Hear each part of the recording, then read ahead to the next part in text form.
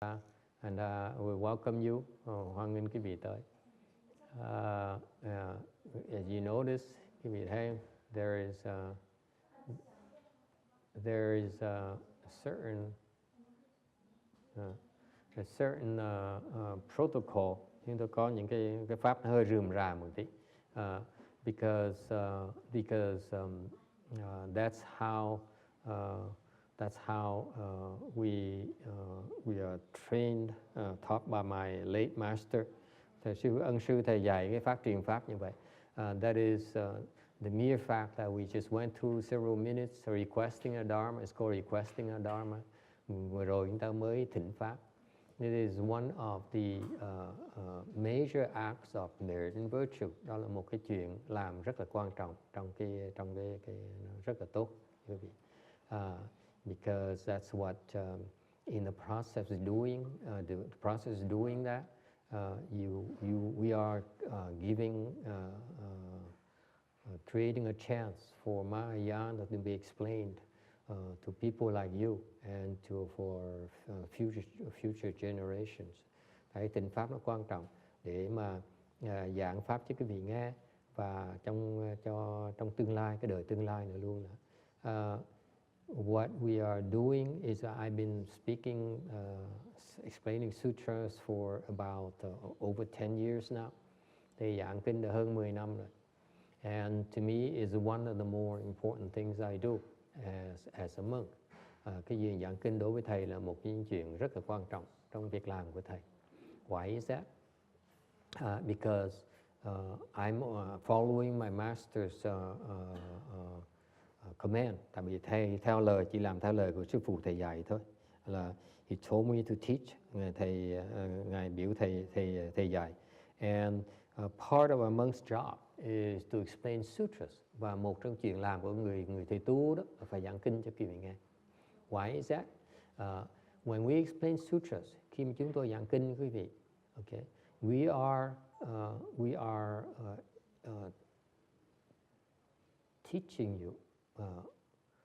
We are providing you with the knowledge about Mahayana, about Mahayana Buddhism.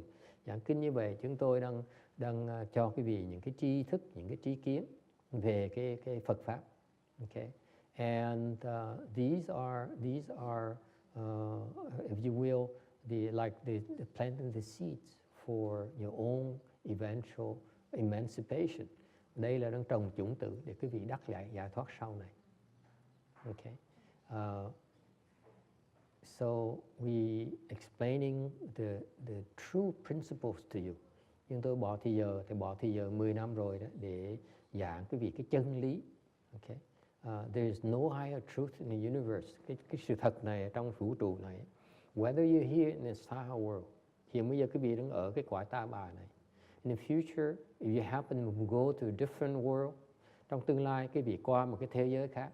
And there, by the way, contrary to the scientist knowledge, you know, the universe has limitless galaxies. Quý vị biết không? Khoa học gia chưa biết đó.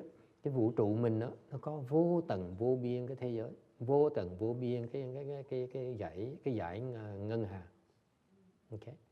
And so we just happen to be one small galaxy among the countless number of galaxies in the universe. Chúng ta trong một cái hành tinh này là một trong những hành tinh vô lượng vô biên hành tinh trong cái vũ trụ này. And wherever you go, if you next body, next life, you move to a different galaxy, trong tương lai, nếu trong thân mới, cuộc đời mới, quý vị dời qua một cái thế giới khác, một cái cõi khác. Okay. And these are the blessings you are planting for yourself to be able to have the chance to save yourself in the future. Thành những cái chủng tử quý vị, cái phước báo quý vị đang tạo ngày hôm nay đó. Today, the mere fact you're listening to the sutra explanation.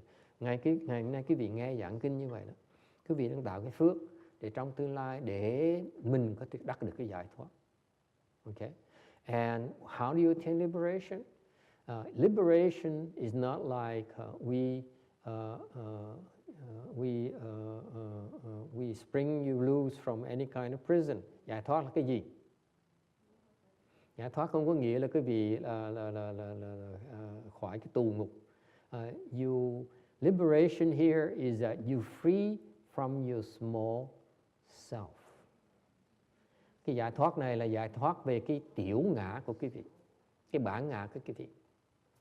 It's your ego that's creating all these problems. Vì cái bản ngã quý vị thành quý vị mới tạo ra những vấn đề, cái khổ sở trong cuộc đời của mình. Okay?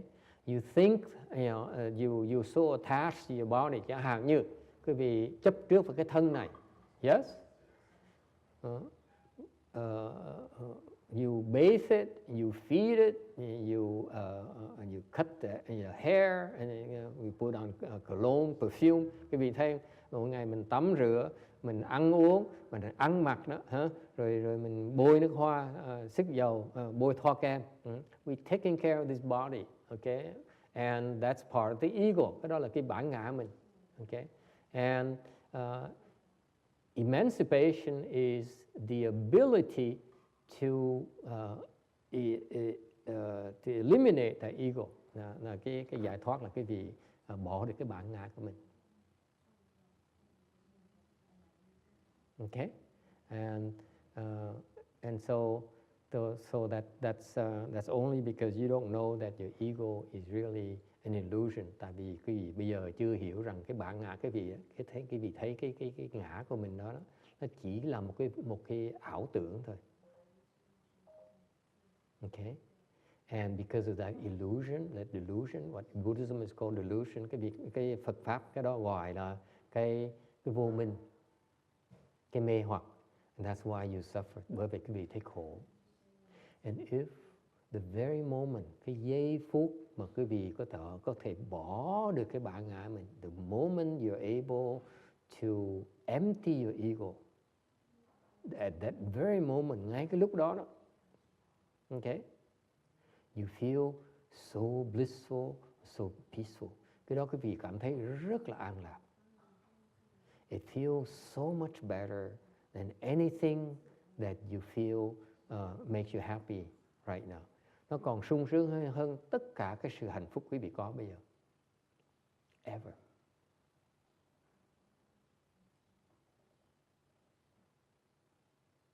Okay, that's what in Buddhism we call emancipation or liberation. Bởi vậy Phật giáo chúng tôi mới gọi đó là giải thoát. You liberate yourself from your ego. Quý vị tự giải thoát mình. You choose to suffer ultimately. Quý vị không biết, you didn't know any better. That's why you choose to suffer. You choose to obey your ego. Quý vị không sáng suốt, chưa rõ, thành đã tin cái bản ngã của mình, thành chọn cái khổ. Because you don't know any better. Tại quý vị không biết cái sự thật. Because you don't know the truth. Okay? Any questions? And that's all we have. And now, since we know the truth of the universe, and now we can end here and then go shopping. Giờ biết sự thật rồi, thì mình có thể học quan trọng là rồi, đủ rồi. Thôi bây giờ mình ngừng lại đây, xong mình đi shopping. Yes, Susan? Let's go buy some ginger. Any questions? Ai thắc mắc gì không? This is what makes Buddhism so hard to teach you. Bởi cái Phật pháp nó khó dạy cái vì vậy đó. Okay? When we tell you the truth, okay, you get upset. Nói cái vì ngay sự thật là cái vì nổi giận. You don't want to hear, cái vị không muốn nghe. Okay, and it's just like the Buddha in a Dharma Flower Sutra, như trong cái kinh Pháp Hoa, Đức Phật nói. The Buddha says, you guys are, quý vị giống như một nhóm con nít đang chơi trong cái nhà. You guys are like a bunch of children playing inside a burning house. Cái nhà đó đang cháy. Okay. You notice at lunch, quý vị nhớ lúc mình ăn trưa đó, he sees how a boy, someone's son is playing on this iPad, and his iPad he's even singing. Cái vị ý hồi nãy đó mình đang ăn trưa thì có thằng nhóc đó, nó vừa chơi cái game ở trong iPad, nó vừa chơi, nó vừa ca hát. He's not eating, nó đâu có ăn đâu. You see that? You're no different from him. You maybe think of him as so silly and so childish, but you are just like him. Nên quý vị đừng có cười đứa con nít đó, tại vì thiệt ra quý vị giống như con nít không khác gì hết á. Okay? Because the Buddha says you are like children, so busy playing inside a house that's burning. Đức Phật nói đó, ta thấy các con như đứa con nít này, nó đang chơi trong cái nhà đang cháy. And then I call out to you. Đức Phật gọi này, các con ơi, ra đi, cái nhà đang cháy, nó nguy hiểm đó. The Buddha says, get out of here, children. It's so dangerous. You are in danger. Okay? So what happens? You don't pay attention to the Buddha's word. Đức Phật gọi đó, quý vị cũng không nghe lời nữa. You don't listen. Okay? So the Buddha so the Buddha used an expedient. Đức Phật nó khôn lắm. Các như vậy ngài dùng một cái mưu. Ngài nói là các con này ra đây, ta cho đồ chơi. Cho đồ chơi này còn hay hơn cái đồ chơi con có này. So what did the Buddha do? He says, beloved children, come out. I give you better toys. Okay? Hurry up. Come out, come on out, come on all out. Come on, I give you very, very nice toys. And that's when you guys come out the house. Vì như vậy quý vị mới chịu ra khỏi cái nhà đang cháy. That's how he saved us all. Đức Phật phải làm như vậy, cứu được quý vị, cứu được chúng ta. Okay? And then the Buddha says, you know what the Buddha says? And then Đức Phật nói sao? He said, then you children, open your eyes and say, where are the toys? Give me my toys. Quý vị ra khỏi đòi cái đồ chơi ngay, không cần biết trời trăng gì nữa hết. That's how we all are. Chúng ta ai cũng như vậy hết.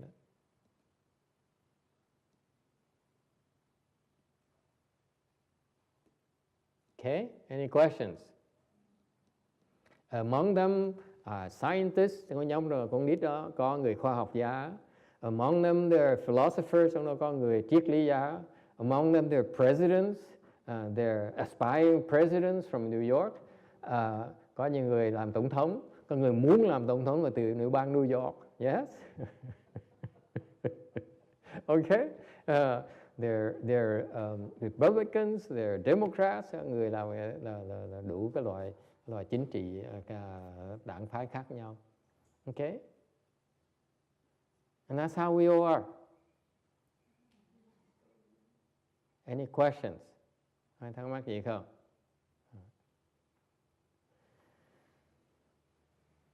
And so the sutras here, these sessions, that we try to explain things to you, to present the truth to you in a way that hopefully will help plant the seeds for you. Thành chúng tôi giảng những buổi kinh như vậy để cho quý vị hiểu hơn một tí, mở rộng cái tầm mắt quý vị. We try to open your mind a little bit, khiến cái tâm quý vị nó cởi mở hơn một tí. Okay. There's a lot more than your sense organs can bring to you. Nó có cái nhãn quan quý vị, những cái giác quan quý vị không thể thấy hết tất cả đâu. Okay. And we try to tell you about things that you are kind of hard for you to accept. Và nói những cái sự thật nó khi nó khó nghe, because the truth is always hard to the ears. Okay. Why is the truth hard to hear? Tại sao cái sự thật nó khó nghe? Does anyone know? Có ai biết tại sao sự thật nó rất là khó nghe? Anyone knows?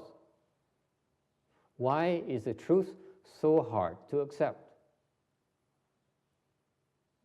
Tại sao nó khó nghe như vậy? Anyone? Ego? What about the ego?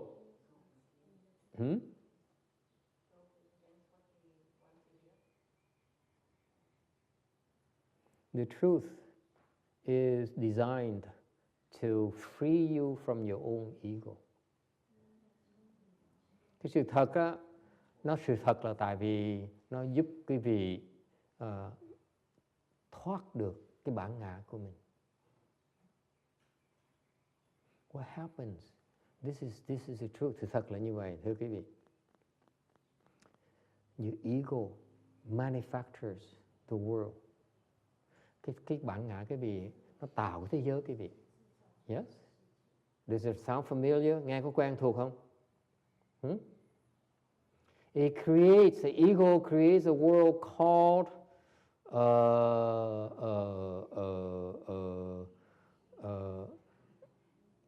a world of the architect. Cái bản ngã nó tạo thế giới của người kiến trúc sư. It creates a world of an artist, cái tạo thế giới của một người nghệ sĩ. Yes, a celebrity, một cái người nổi tiếng. The ego creates a world of a monk, tạo cái thế giới của cái người xuất gia. Creates a world of your world, cái bản ngã mình nó tạo cái thế giới của mình. Okay, and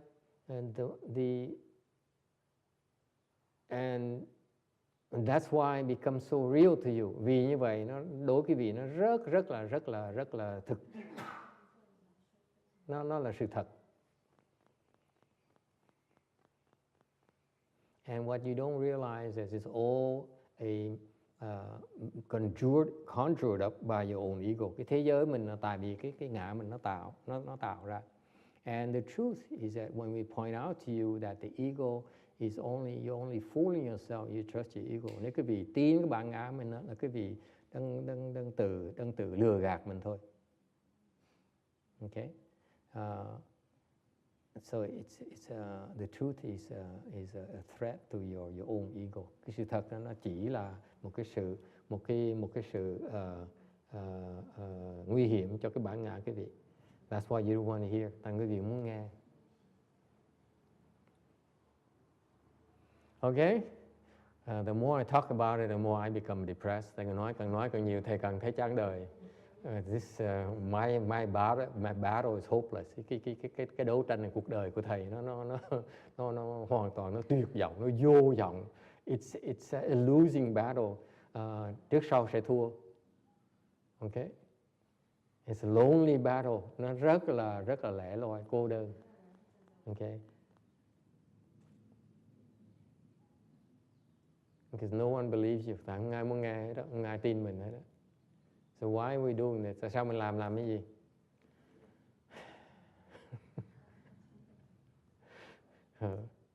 What do you think? Tại sao mình làm cái này? You should ask me. You say, why are you doing this? So you know it's a losing battle. Quý vị hỏi ngược lại nhé. Tại sao thầy khờ như vậy? Thầy biết thầy sẽ thua, mà tại sao thầy tiếp tục làm? Text. Why are we doing this? Knowing full well it's a losing battle. Well, you'll lose forever.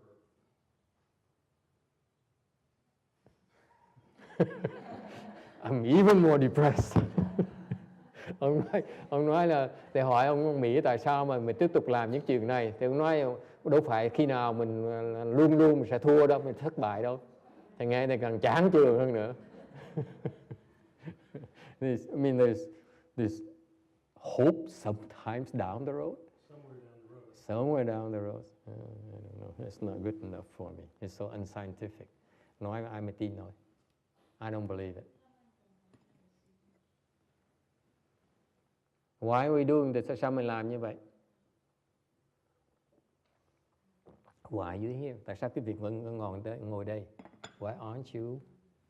Why didn't you walk out? Tại sao cái việc không đứng dậy mà bỏ đi? Just because you're too full? Chắc buồn ngủ quá hả?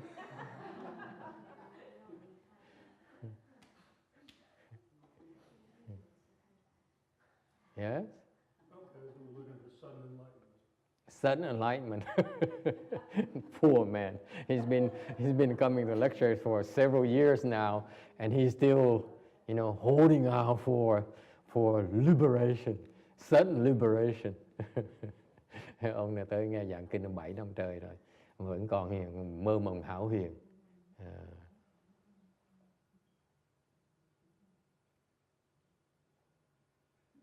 Why are you doing this? Tại sao quý vị làm chuyện này?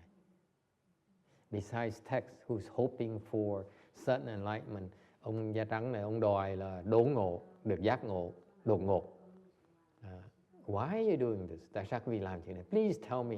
Bà cụ tại sao mà ngồi nghe giảng kinh làm cái gì? Mấy bà cụ, the women on that side, why are they listening? Ta ngồi nghe làm cái gì? Nghe để giải thoát, they want liberation. Cái này too late, già còn giải thoát gì nữa? You too old. Come on, be reasonable. Bây giờ trễ rồi cụ ơi.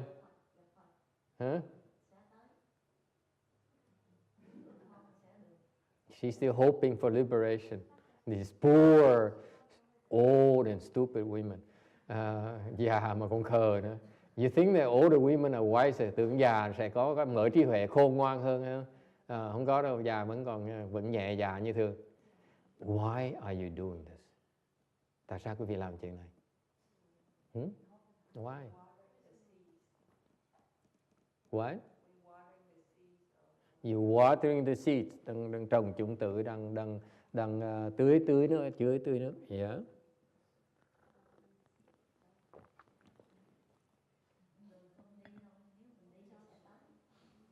It says if you walk the path, eventually you get there. Nếu không đi làm sao mà tới được? You don't walk, how are you going to get there?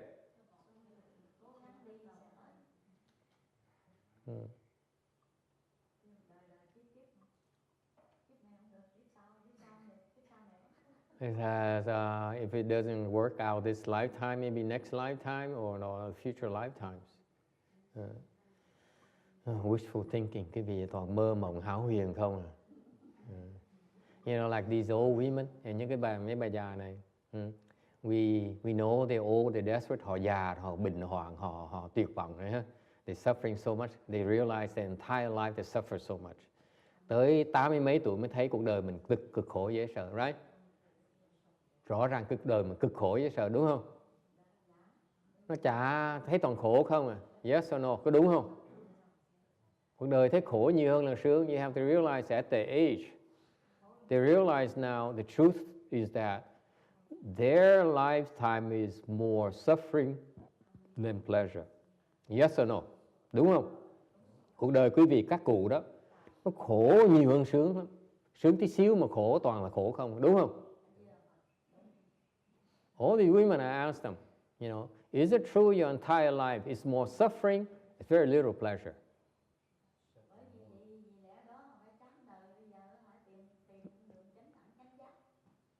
That's why she's depressed and she's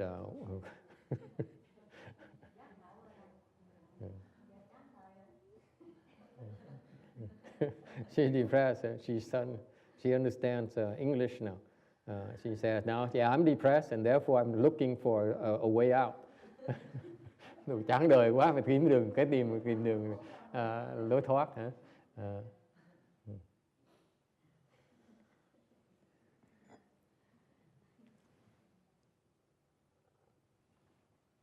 How about you young people? Why are you here? Có mấy người trẻ, tại sao quý vị ở đây? I'm curious. There's such young people, những người trẻ này. There's a lot of young people. I know some are trying to stay away from the family, have a liberal break. Có nhiều người đàn ông thì muốn né gia đình một tí, tới chùa ngủ gà ngủ gật. They just says, I just want to sit here and take a break, okay? Just leave me alone.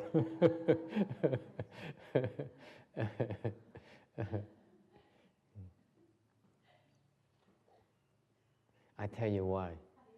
I tell you why you're here. Phải biết tại sao cái vị có ở đây. Okay? Because you're suffering. Because quý vị khổ. Let me tell you. Unless you see suffering, you refuse to cultivate. Trừ phi quý vị thấy khổ đó, quý vị không chịu tu đâu. You don't dare look at the fact. The fact is that you are suffering. Quý vị không dám nhìn sự thật của cuộc đời quý vị đang khổ. And you know what? Quý vị biết không? I'm willing to bet with you $5. Thì khách hàng đánh cá với quý vị $5. Okay. Okay. All of you, I'm not afraid of you. I'm willing to bet with you that by the time you reach that age, you come to the same conclusion as they do. Quý vị biết không? Thì chắc chắn rằng khi mà quý vị mà tới tuổi với bà cụ ngồi bên ghế đó, quý vị sẽ cảm thấy như bà cụ như vậy luôn, là cuộc đời tôi thấy còn khổ không. Khổ thì nhiều, ít, sướng thì ít. You find out that your life, your entire life is more suffering, mainly suffering, and very little pleasure. And you know what? You ask them, cái hỏi như vậy. At night they lie and their body hurts and they cannot tell anyone. Quý vị biết không? Họ ban đêm họ nằm đó, lưng nó đau này, cái thân thể nó đau đớn mà không biết nói ai bây giờ. Có không? Ban đêm ngủ có đau đớn thân thể, có đau đớn mệt mỏi không?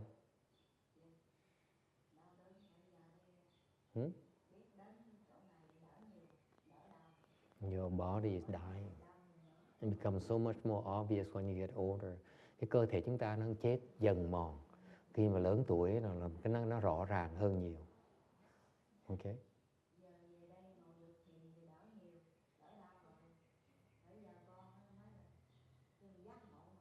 No, she's so excited. Yeah, bà cụ bà đổi hứng, bà nói liên tục.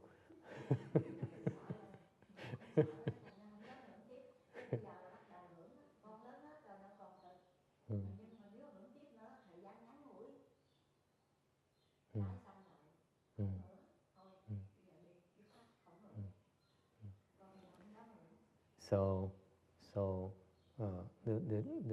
that's what the Buddha said. He says that the first truth you have to realize that life is suffering. Quý vị biết cho Phật dạy đầu tiên, Đức Phật dạy nói là cái thực tế cuộc đời quý vị là khổ. And that's the very first thing he said. Đức Phật dạy đầu tiên hết đó là đời là khổ. You're in suffering. That's how he started. Ngài bắt đầu như vậy đó. Okay, and this is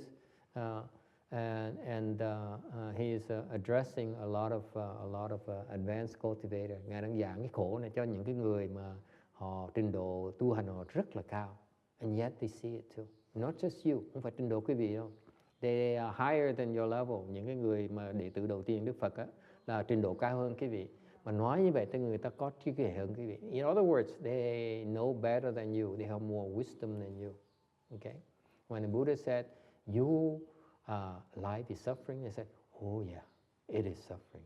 Khi Đức Phật nói những cái người mà mấy người đệ tử đầu tiên Đức Phật đó, thì mấy người tùy tùng đó, thì nói cái đời là khổ, thì họ đồng ý. Quý vị biết là sự thật là như vậy. When you have wisdom, you will see more clearly that is so much suffering. Quý vị mà có trí huệ chừng nào cần thấy rõ ràng cái khổ của mình. Okay? And the Buddha then says there's a suffering, okay? And the real reason for the suffering is because of your ego. Và từ cái Phật mới giảng là cái khổ quý vị là tại vì cái bản ngã nó tạo cái khổ. Your ego creates your own suffering. Cái bản ngã của mình nó tạo cái khổ cho mình. No one else creates suffering for you. Không ai làm khổ quý vị hết. Chính quý vị tự làm khổ mình lấy. You create suffering for yourself. No one else does. And that's the truth. Đó là sự thật.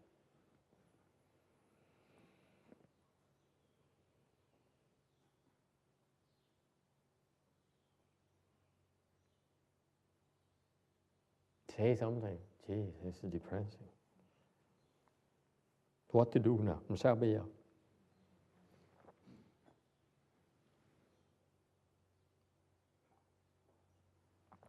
You don't do anything about it.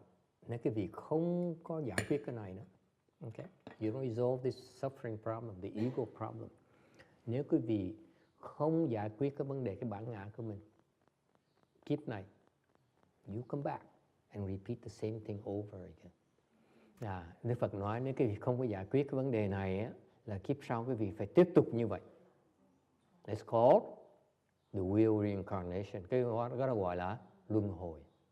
We've been doing this since beginningless time. Đức Phật nói là chúng ta đã luân hồi từ vô thỉ, mình không biết lúc nào nó bắt đầu luôn nữa. And that's why you experts, thành quý vị rất là tài tình.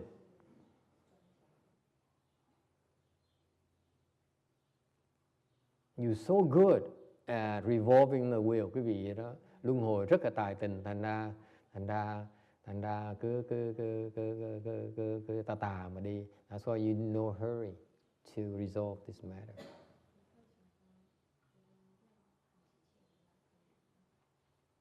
Okay? All right, that's depressing enough. Nói đủ rồi. Any question? Ai thắc mắc gì không?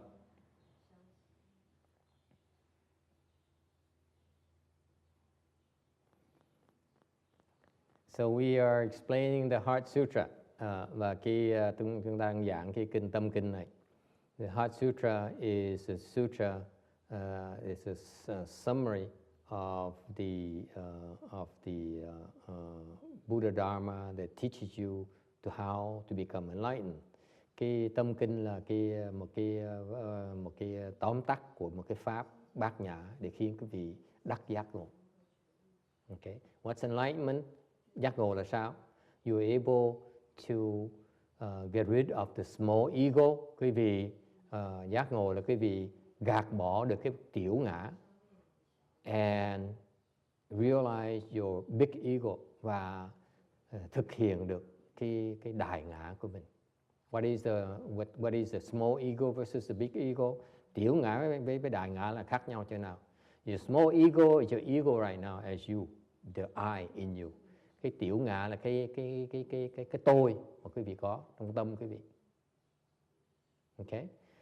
The big ego is your Buddha nature, và cái đại ngã là cái Phật tánh của quý vị.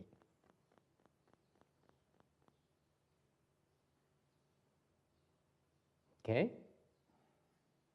So what's the relationship? Cái sự liên hệ giữa tiểu ngã với đại ngã là ở chỗ nào? What's the relationship between the small ego and the big ego? You don't know what the big ego is. Thực sự quý vị không biết cái đại ngã quý vị là cái gì. You know your small ego, don't you? Quý vị biết tiểu ngã. Yes? Anyone knows the small ego? Ai biết về tiểu ngã? Giơ tay thầy coi. Just two of us. Có hai người chúng tôi biết cái tiểu ngã thôi. The rest of you. Còn cái phần còn lại là sao? The three of us. Okay? What is the relationship between the small ego and the big ego? Cái tiểu ngã với đại ngã liên hệ nào ở chỗ nào? Anyone knows? Có ai biết không? Yes.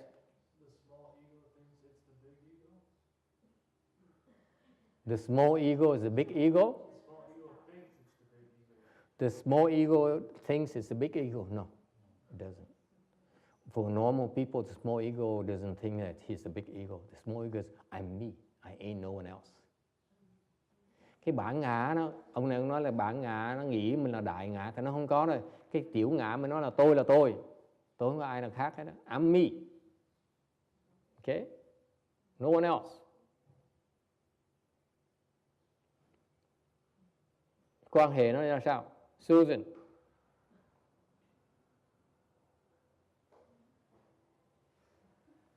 Don't you want to know? We keep on telling you about the big ego. Chúng tôi cứ nói cái gì về cái Phật tánh. What is the relationship between your ego and the Buddha nature? Cái liên hệ giữa cái bản ngã cái vị, cái Phật tánh cái vị nó ra sao? Hả? Cô Di Lặc.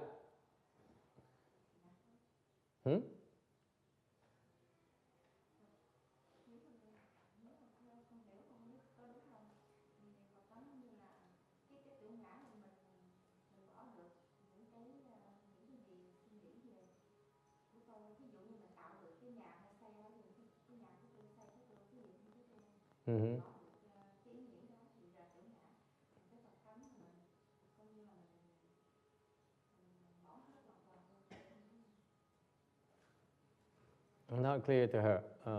The small ego is the one that is the I.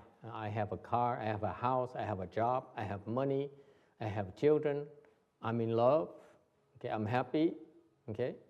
Tiểu ngã mình là tôi có nhà, tôi có cửa, tôi có xe, tôi hạnh phúc, tôi có chồng, tôi có việc, tôi có tiền. Đó là trong cái tôi ở trong. What about the big ego? What about the Buddha nature? Để cái Phật tánh là sao?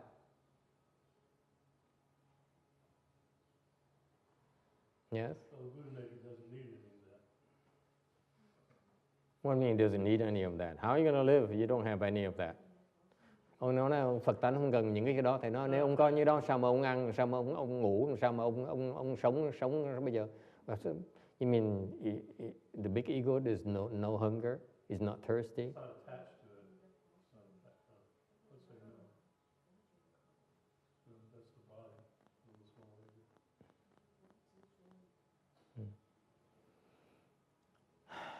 I don't know.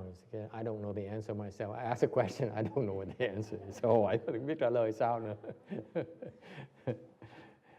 Help me out, come on. Cô Phượng Ngân, cô giúp thầy nè.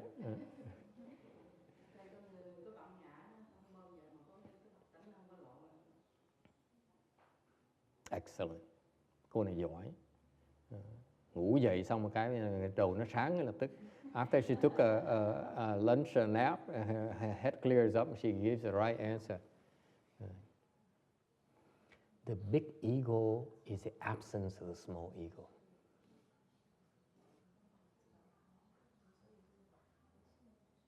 The big ego does not manifest until the small ego stops. Cái bản ngã, cái Phật tánh mình nó có đó rồi. It's there. It's right behind the small ego. Okay? Cái Phật tánh quý vị đó, nó có sẵn ở đây rồi. Nó chỉ bị cái thằng tiểu ngã nó đứng ở trước thôi. That's all it happens. Okay? So, vì nó đứng ở trước, thành ra cái gì nó cũng giành hết á. Because in front of the big ego, it just overtakes everything. Can you see that? It intercepts everything. Cái gì nó cũng giành hết á. The nature of the small ego is as me first. Tôi là số một. Tôi là người đầu tiên hết. Therefore, it intercepts everything. Nó giật hết, cái gì nó cũng giành hết á.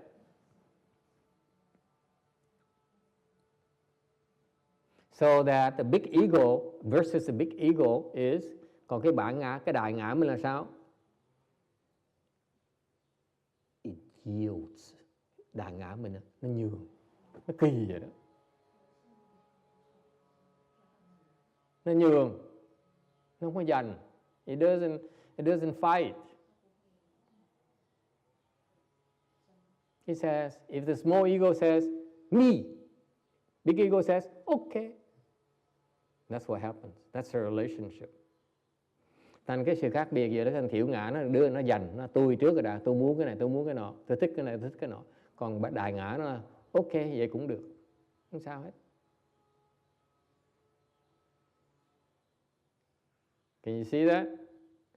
As soon as this guy stops working, nếu như cái tiểu ngã mình nó ngừng lại, if it stops, then all you have left without doing anything is your big ego. Và cái Phật tánh quý vị nó chỉ hiện ra, như cô Cần Cân vừa nói, nó chỉ hiện ra sau khi cái tiểu ngã quý vị nó ngừng lại thôi. That's all you have to do. Quý vị chỉ cần làm như vậy thôi. Quý vị chụp cái thằng tiểu ngã nó, đè nó xuống là xong. Bóp mũi nó là xong. All you have to do is kill the small ego and the big ego lives, manifests. Is it clear? That's all there is to it. Cái sự liên hệ nó chừng đó thôi. Nó rất là giản dị. It's very simple. All you have to do is kill the small ego. Chỉ cần giết cái tiểu ngã thôi là xong.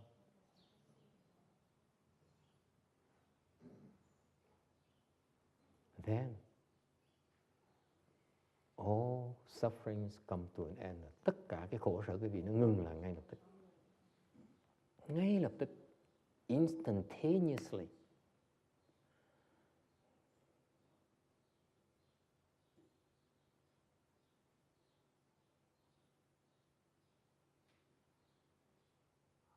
Okay? Questions? Ai thắc mắc gì không?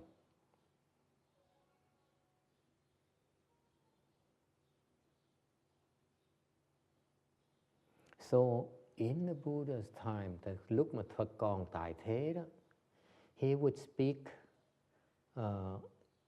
the Dharma, he speaks sutras. Ngài giảng pháp cho Phật tử, cho đệ tử nghe.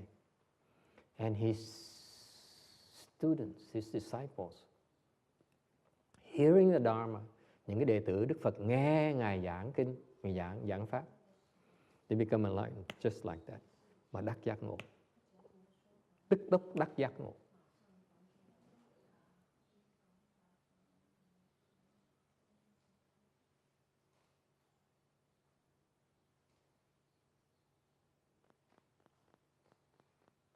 And that's why these sutra lectures will in the future produce such people. Thành nên giảng kinh cũng trong tương lai sẽ có những người như vậy.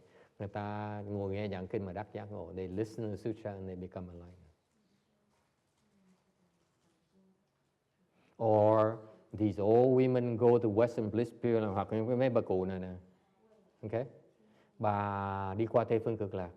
Oh, by the way, I just told the 49 days, tôi nói cái việc cái 49 ngày đó, cái cặp gia đình là cái đó là bà cụ này là mẹ của cái bà vợ đó, vợ chồng nó tới ngày này. This day a couple from San Diego came here because for visit the 49 day lady.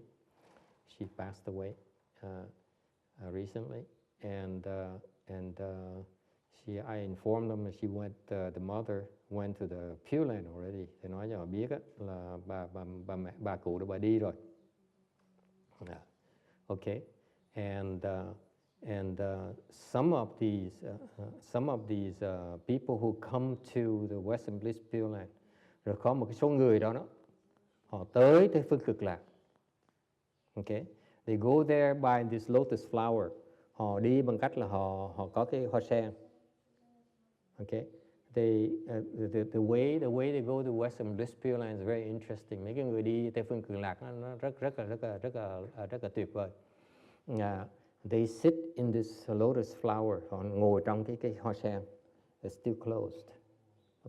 Nó còn chụp mũi như vậy này.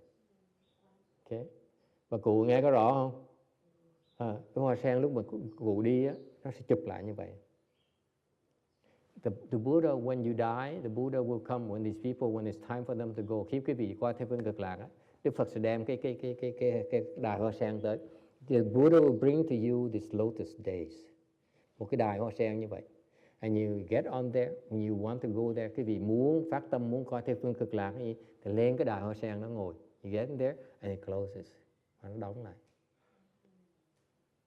Okay, and then the Buddha brings you back to the Pure Land. Rồi cái vị rồi Đức Phật mới đem cái hoa ra qua bên Tây Phương Cực Lạc. Okay, it's there. That's how fast it is. Isn't it cool? No time wasted, không có phí thời giờ đâu. Tại vì ngồi lâu, if you sit in here long, it's suffering, isn't it? Ngồi đây lâu là khổ phải không? Yes. That's why.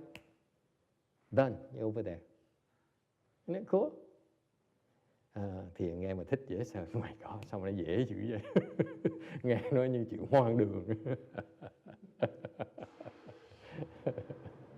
Bởi vì phải mở cái tâm nhãn quan dễ sợ. Cái óc mình có thể là hẹp như cái vị. That's why you need to be open-minded. Okay? So, tức tốc là qua bên kia. Còn người nghe cho kỹ nè. Qua bên kia. Okay? And then, when you get to the Pure Land, khi mà qua bên kia rồi á, thì hoa sen nó mở ra. Okay? Mở ra. And who do you see? Một những người đó mở ra thì thấy ai? Thấy Phật A-di-đà. You see Amitabha Buddha.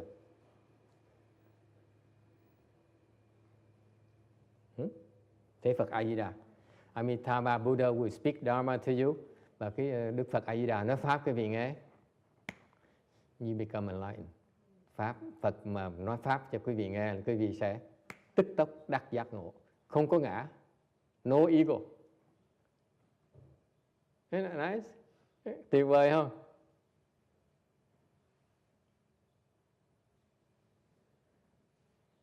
Oh well, you don't have to believe me. Không ai tin thầy hết. Oh well, you guys are hard. Cái này khó quá. I give up.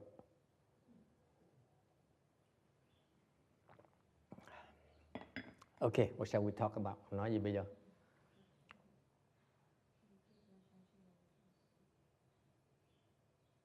Okay.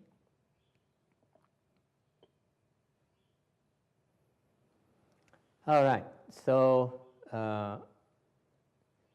So in order for you to become enlightened, all you have to do is find a way to stop the ego. Thành quý vị muốn đắc giác ngộ, như bên quả Tây Phương Cực Lạc ấy, Đức Phật nói pháp một cái là quý vị đắc giác ngộ ngay lập tức. So for example, these people, these groups of people, class of people, they go to Western Bliss Pure Land. The Buddha speaks Dharma to them, and instantaneously they become enlightened. Nên những cái nhóm người đó, họ qua bên Tây Phương Cực Lạc, Đức Phật mở miệng nói pháp một cái là họ đắc giác ngộ ngay lập tức. Okay? Nó sướng, and that's how wonderful it is.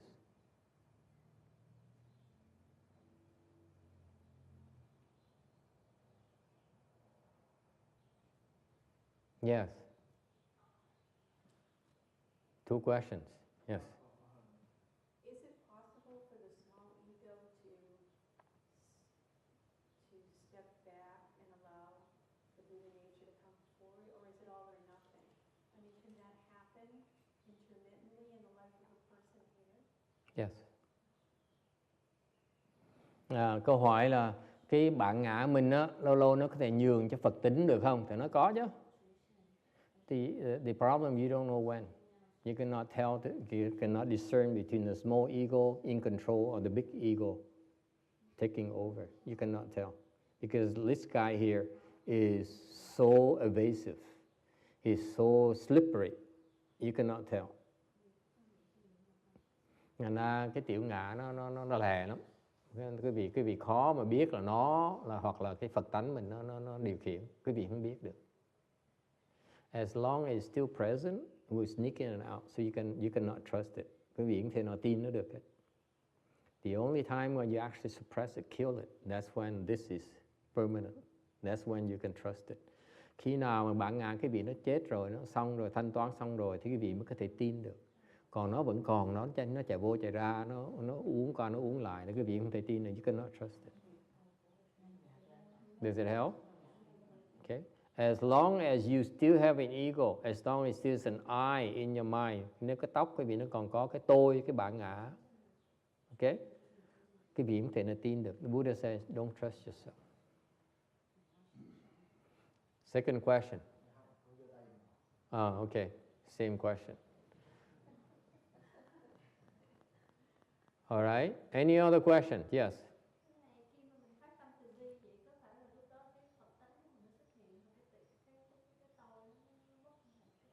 What if you have a mind of kindness, thought of kindness and compassion? Cái tâm nó từ bi nó khởi lên.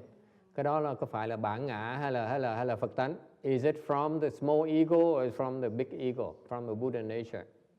What do you think? Quý vị nghĩ sao?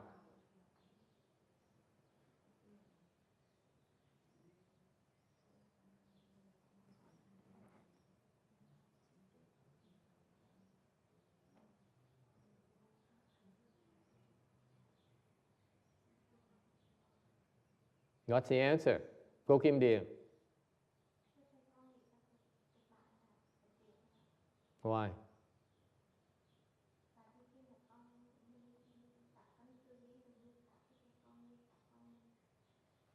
He says, Kim Điền says that she believes it's a small ego because when you still have a mind of kindness and compassion, it's still me, it's the you and others. There's a me and others.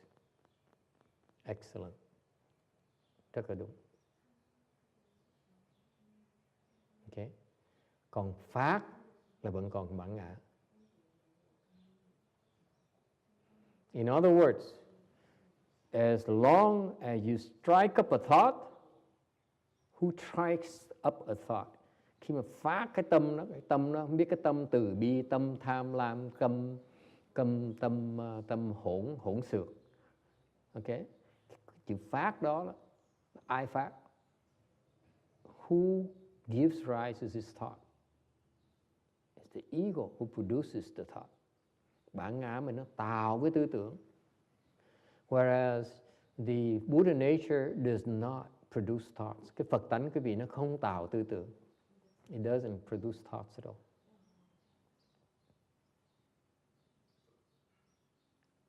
Why is that? Yes, sir. Tại sao như vậy? The Buddha nature does have kindness. Cái tâm, cái Phật tánh nó có từ bi là không? What do you think? Is the Buddha kind?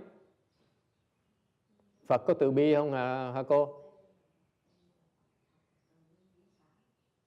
He said the Buddha is kind and compassionate.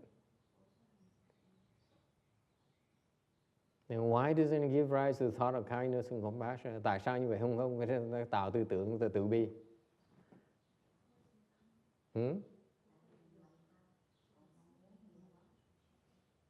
Tại sao vậy? Con nghe.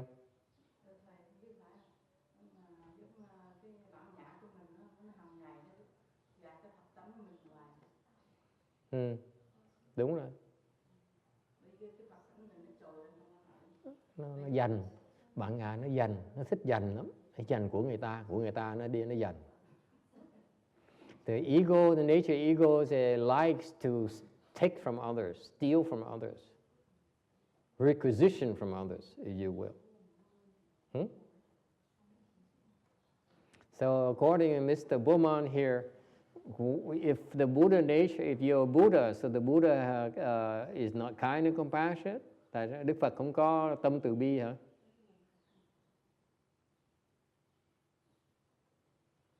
What do you think?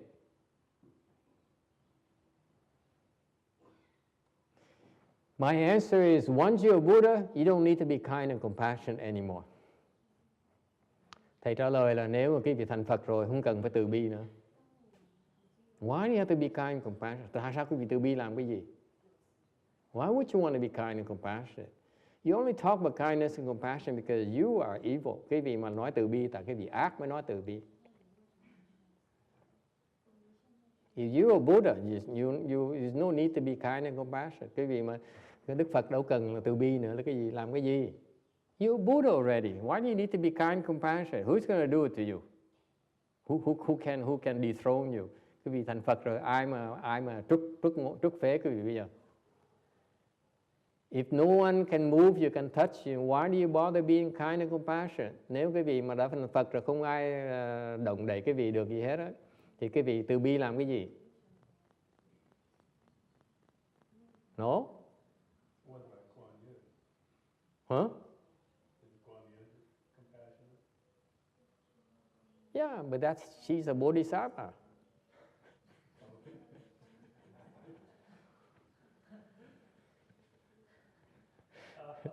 Ông nói về chứ thầy nói là một khi cái vị thành Phật rồi á, là không ai có quyền đụng cái vị được á, thì mình từ bi làm cái gì?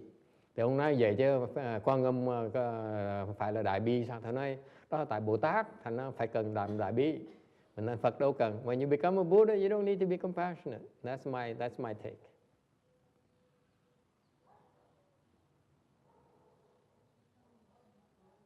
Well, a normal person's Buddha nature is not the same as Buddha though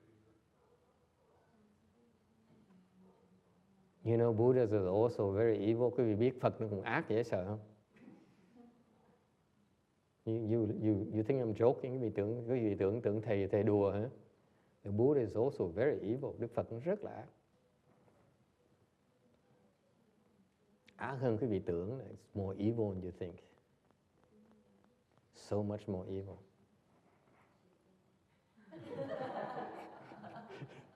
Nói Phật ác dễ sợ lắm. Mà mình liếc qua thử Phật có làm gì mình không?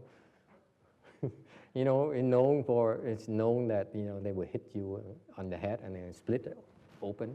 Thì khi ông Phật ông giận, ông đánh một cái ông, especially the great strength Bodhisattva, the guy over there, nhất là ngài Đại Thế Chí Bồ Tát đó. Okay? He can split your head open. Here's an anecdote. Thầy kể cái chuyện nghe như vậy nè. This is a true story, chuyện nó thật sự nó xảy ra. Muốn nghe không? You want to hear this story? There's a God, có một cái vị cõi trời đó. He was fooling around, ông đi chơi khắp hết đó. Okay? You know, the gods have nothing to do với cõi trời, họ không có chuyện gì làm, họ đi chơi suốt ngày. They go, they fly to places and they travel. Mấy vị cõi trời đó, họ sướng như sợ đó. They don't have to go to work, họ không cần đi làm việc như quý vị. Unlike you, they don't have a job, họ không có phải đi làm việc. So this God here travels everywhere, họ đi chơi khắp mọi nơi hết đó. Okay? He's not even retired. There's no such thing as retirement. Nhất là mấy cõi trời người ta không có về hưu đâu. So he's traveling. And he went to the Asura realm, and the Asura king caught him. Thành là cái người trời, vị trời này mới đi du ngoạn mà xui xẻo tới gặp cái vùng của gặp Atula vương. Atula vương chụp lại, nhốt trong ngục, put him in prison, Asura prison. Anyone knows about the Asura prison? Ai biết Asura, ai biết Atula là gì không? It's the counterpart of the gods. Atula là người đối địch của cái cõi trời. That's all you need to know. Okay? The Asuras are the arch enemies of the gods. Atula là đối địch, là địch thủ của cái cõi trời. So far so good. So this God here travels, he went to the Asura realm, and the Asura king, a God. So he caught him, put him in prison. Cái ông cõi trời này tới cái vùng của Atula vương thấy cõi trời vui lắm, chụp, múm cổ nó, nhốt trong tù lại. So far so good. So this God here is Buddhist. Mà cái cõi trời này là tin Phật. He's a Buddhist, Phật tử. No, hint. Yes? And so he immediately says, Buddha, please help me, please protect me. Thì ông này mới hướng cái tâm về Phật, cầu khẩn Phật, nói là Như Lai cứu con, bảo vệ giùm con. Okay? And so the Buddha immediately, thì Đức Phật lập tức nói với ông Atula vương. He told the Asura king, he says, what do you say? Nói cái gì? Not like text, it says, I'm kind and compassionate. Ông nói là đừng nói là như không phải như text nghĩ là Phật sẽ nói tôi rất từ bi. He says, Buddha, according to the text version, says, I'm kind and compassionate. I need to save this guy. Thì ông này ông suy nghĩ là tôi là Phật thì tôi phải từ bi, tôi phải cứu ông này. No, he never even thought of it. Không có cái tư tưởng như vậy. He never had such a thought of kindness and compassion. He says, he turned over the Asura king and says, ông Phật Như Lai mới quay Atula vương nói là, this God here is a good person. Cái vị trời này người tốt. That's all the Buddha said. Ông nói là this is a good God. This God here is a good and he's Buddhist. Ông này vừa là người tốt, vừa là Phật tử rồi. Okay? Please let him go. Thả nó đi.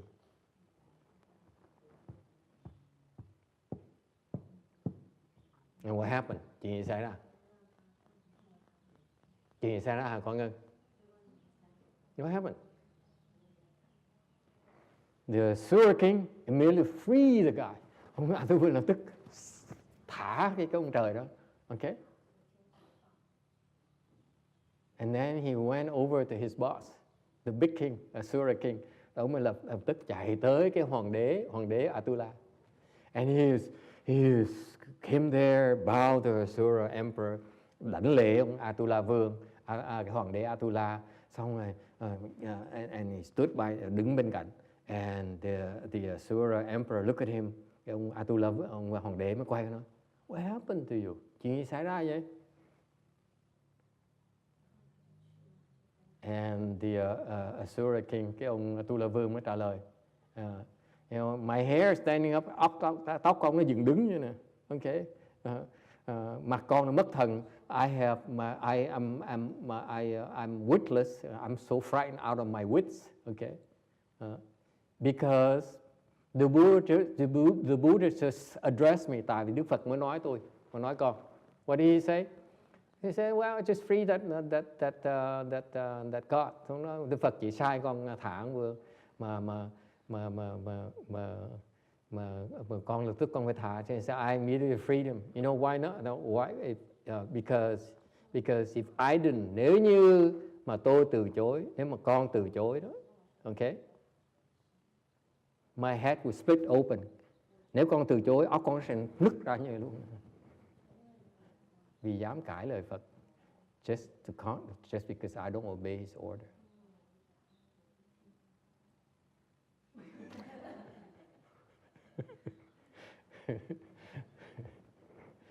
You know, fascinating. Sự thật, this is in the Buddhist Sutra, trong kinh kể như vậy. Dễ sợ không? So you don't mess around with the Buddha. Thầy này nhắc cái gì đó. Especially those you who call Buddha stupid or stupid Buddha Dharma. Nhất mấy người chuyên môn nói là Phật là dốt hoặc là Phật Pháp là ngu. Be careful. Your head can split open. Nó bậy, cái đầu nó tét ra luôn. Okay?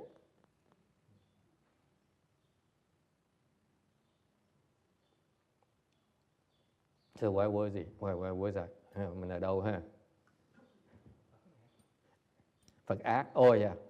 Buddha is very, very evil. Yes?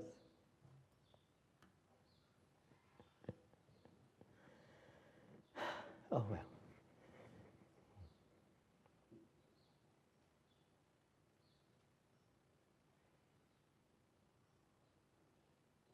You find out yourself. Cái gì từ từ tu sẽ thấy Phật cũng ác dễ sợ. You find out that Buddha is very evil himself. Okay? But in order for you to become a Buddha, nhưng đều quý vị muốn thành Phật, you have to be good. Quý vị phải thiện mới thành Phật được. You cannot become a Buddha by being evil. Quý vị không thể nào thành Phật nếu như mà ác. Và một khi mà quý vị thành Phật rồi á, không còn ác, không còn thiện. It's no more evil, it's no more good. You can call it evil, you can call it good, doesn't matter. There's no more names for it. Nó không còn ác, không còn thiện nữa. Thành ra nó vượt qua cái ngôn ngữ, nó vượt qua cái đối đãi rồi. It transcends duality. Because when you say evil, it's good. Khi quý nói ác á, chỉ đối diện, đó cái tốt mới có ác thôi. Evil only exists because of the goodness. And vice versa. Phải có ác mới có thiện mới có ác. Nó đối đãi. That's called duality. When you become a Buddha, it transcends duality. You can call it evil, you can call it good, it doesn't matter. Cái vị thành Phật á, cái vị gọi là ác, cái vị thiện nó cũng chừng đó thôi, chả có ý nghĩa, cái chỉ một cái chữ thôi. Nó chả có không nhầm gì hết. I think. Cô Quảng Ngân.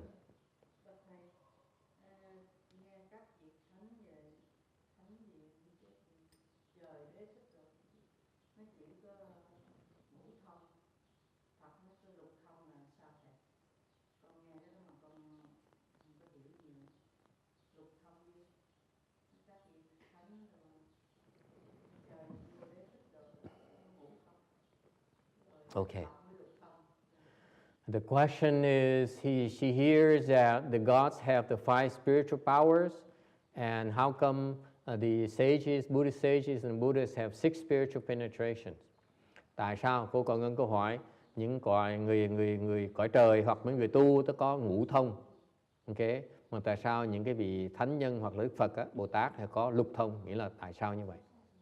What is it? Okay. Now, today we have a lot of new people. Ngày nay có nhiều người mà bỗng nhiên viết con mới tới lần đầu tiên thôi. They come here for the first time thanks because of the One Yin Dharma Assembly. So we are talking about things that probably a little bit outrageous to them. Spiritual penetration, cái thần thông là cái gì? Okay. There are 5 spiritual penetration. Có 5 cái loại thần thông mà if you practice meditation, cái vị tu thiền, you practice tantras, cái vị tu mật tông, you practice the Pure Land, cái vị reciting Buddha's name, cái vị tu niệm Phật. Okay. You will develop these 5 spiritual penetration. Cái vị sẽ phát được 5 cái loại thần thông này. Okay. And by the way, when you practice tantras, it's a quicker way to open to develop the spiritual penetration. Thiệt ra cái vị tu mật tông đó thì mở những thần thông nó lẹ hơn những phương pháp khác. Alright. So what are these 5 spiritual penetration? 5 cái ngũ thông là cái gì hả cô Quảng Ngân? Cô Yến said, I asked her, what are the 5 spiritual penetration? She says, I don't know. I asked you first. What are the 5 spiritual penetration? Ngũ thông là gì? Number 1.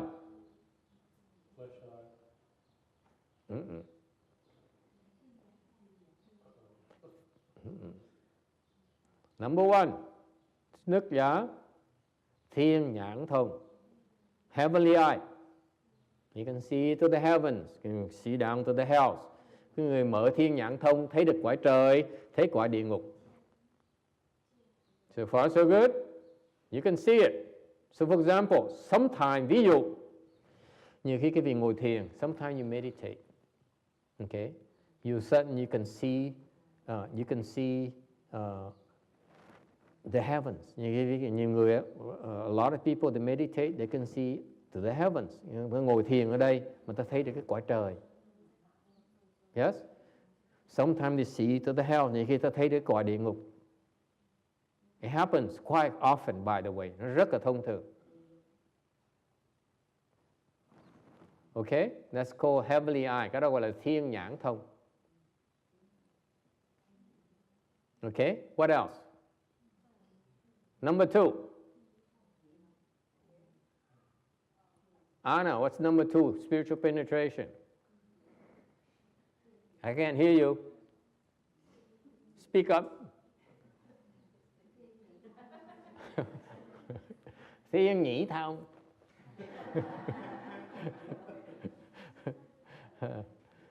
The heavenly ear. Thiên nhĩ thông. You can hear what the gods are saying in the heavens. See, the heavenly eyes, you can see what they're doing, but you cannot hear them. Cái thiên nhãn thông, cái vị thấy họ đang làm cái gì, điều nghe không được. Okay, thấy chưa? Okay, nghe họ nhúc nhích cái môi, mình không biết họ nói gì. So the heavenly ear enables you to hear them. Là cái thiên nhĩ thông nghe được người ta nói cái gì. Okay? What else? Number 3. Huh? Come on, you guys have the internet. Cái gì, the iPad. So what are you doing? Cái gì sao mà check internet là có ngay gì đâu. Number 3. Yes. Tha tâm thông. Okay? Penetration of others' thoughts. Tha tâm thông nghĩa là người ta nghĩ gì, mình biết người ta đang nghĩ cái gì. Scary. Cái này là cái đáng sợ nhất đó, là mình nhìn cái tư tưởng đen tối của mình đó, là người ta biết. What happens is you have these inappropriate thoughts, they know. It's one of the most frightening spiritual penetration that you ask me. Okay, đây là cái mà người ta sợ nhất. If you have known to have this penetration of others' thoughts, you'll be very lonely. No one wants to go near you. Những cái người có tha tâm thông á, không ai muốn tới gần họ hết á. You know that? Né.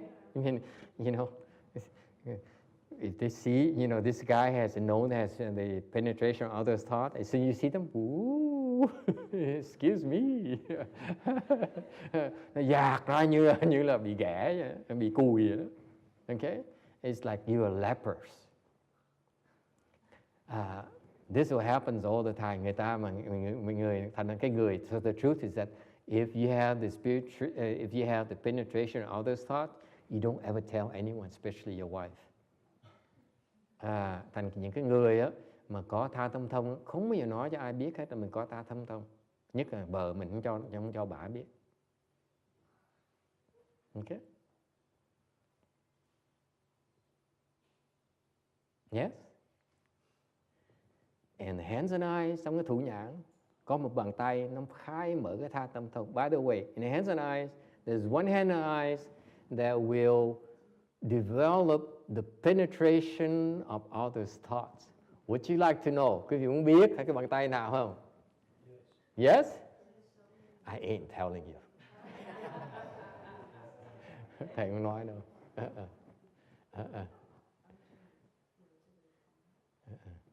Can't tell you. Hỏi thầy hiện trường chỉ nhau. Go to Hận Trạng, he'll tell you. Okay? There's a person who knows in Los Angeles, Hận Trạng. Go talk to him. Her sư phụ cô này, cô Hiền Nhận đó. Xiển Rần sư phụ. Okay? He knows. I know, but I'm not telling you. Thầy biết mà thầy không nói cái gì. Okay? Question. Ai thắc mắc gì không? Thần có cái bàn tay, so in hands and eyes, cái bàn tay đó cái vị tu đó sẽ có được tha tâm thông.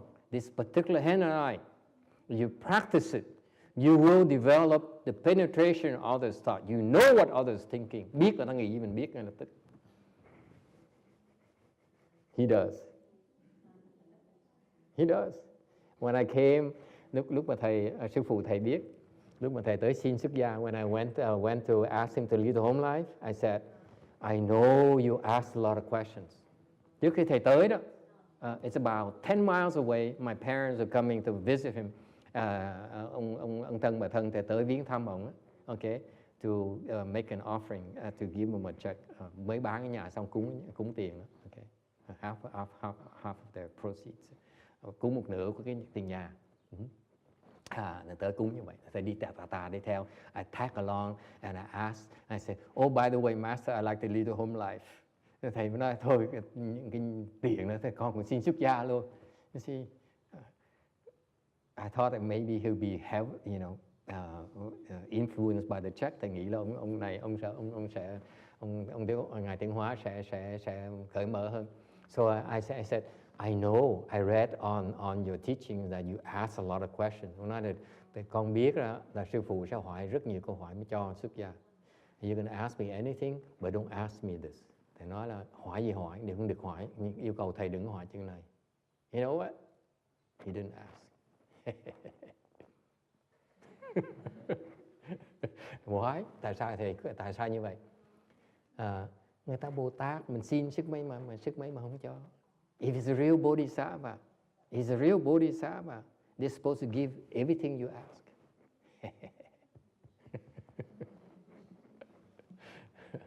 See that?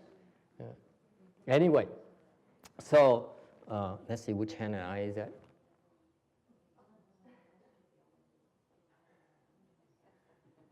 Yeah, that one. Yeah. That's right. I remember now. Tôi nhớ rồi. Okay, so number 3, penetration of others' thought.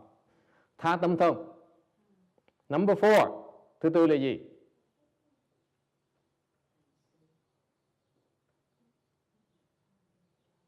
Come on. Anyone? Túc mạng thông. The knowledge of prior lives. Biết kiếp trước cái vị làm gì.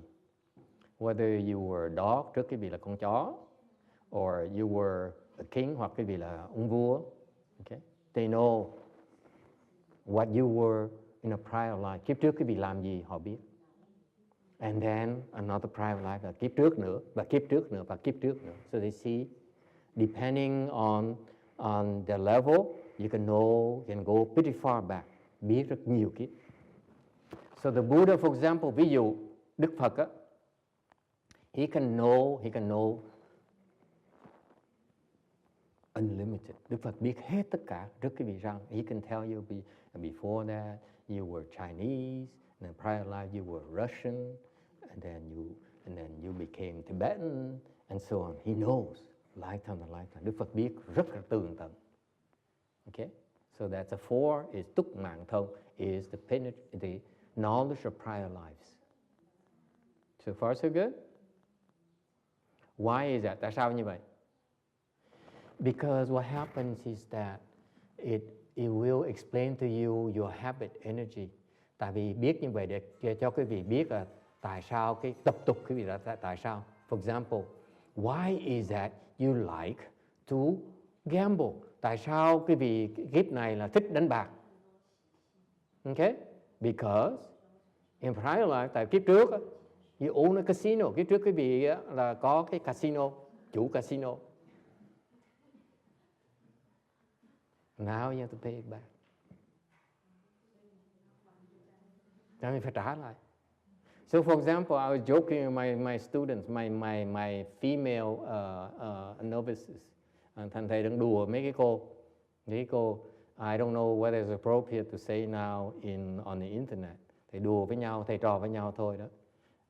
Em đều không biết nên kể cái gì nghe không? Tại bây giờ nó internet rồi. Maybe I shouldn't, chắc không nên đâu. Okay, let's move on. Anh quên đi. Okay, so anyway, so you it explains to you why you behave a certain way. Tại sao quý vị nó có những cái tập khí đó. Bây giờ mình có làm gì đó, tại vì kiếp trước nó đi từ kiếp trước. So what happens?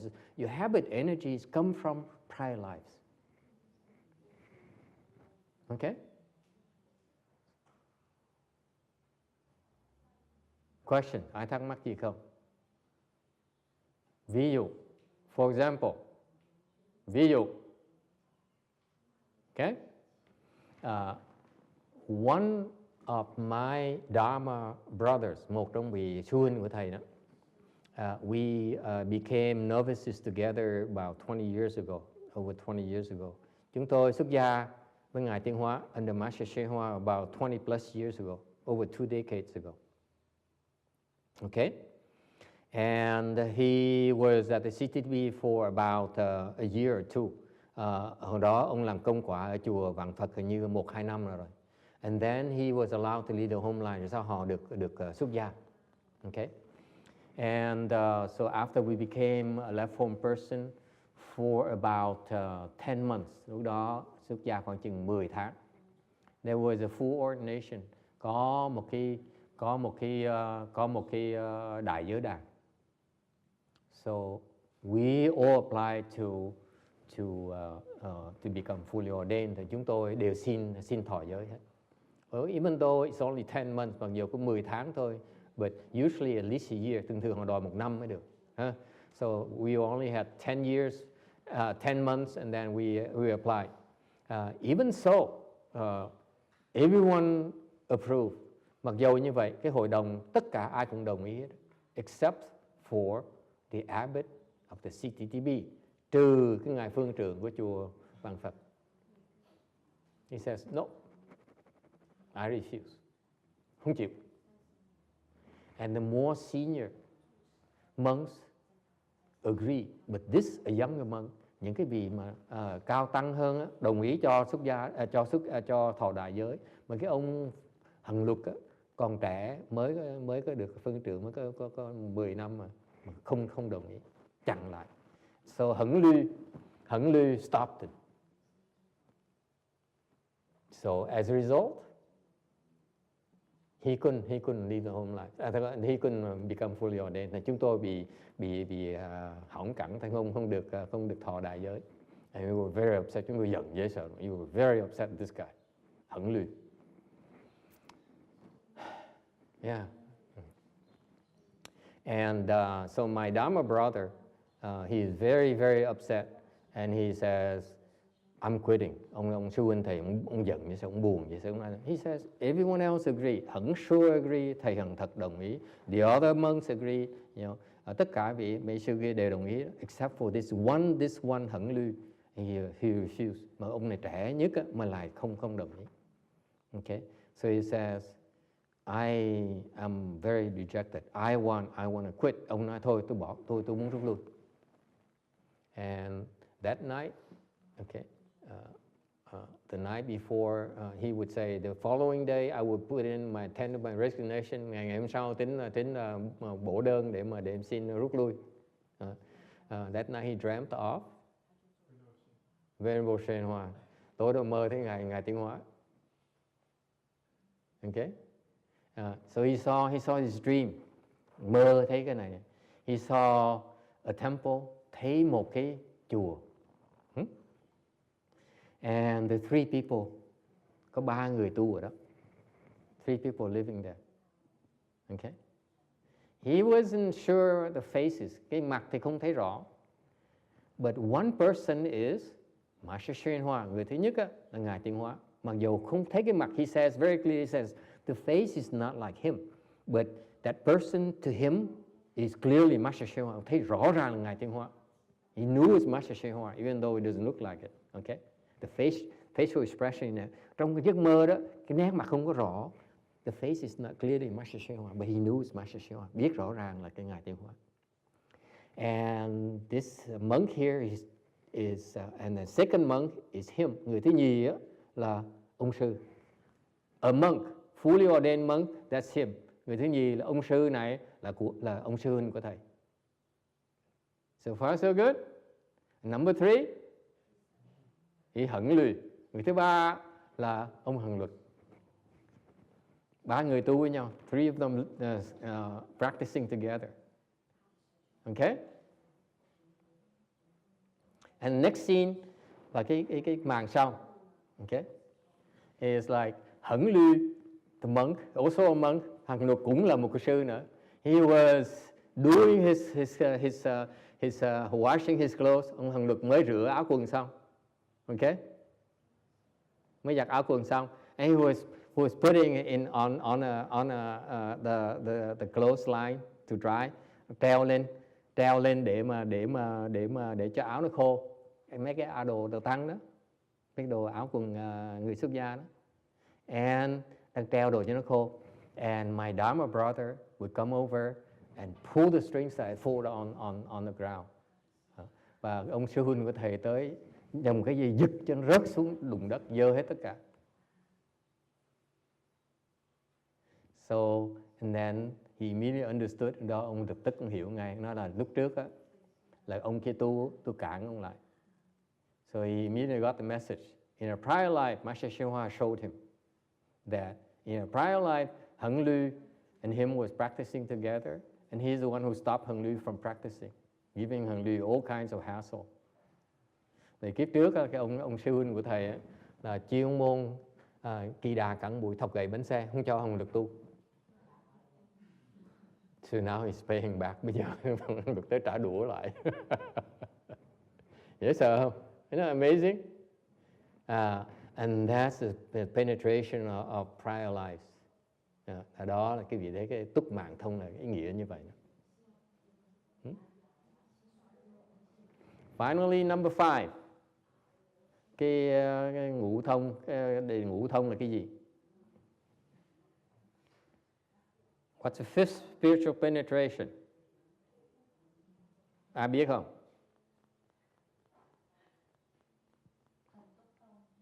Thần túc thông. Spiritual foot. Okay? What does it mean? Thần túc thông nghĩa là gì?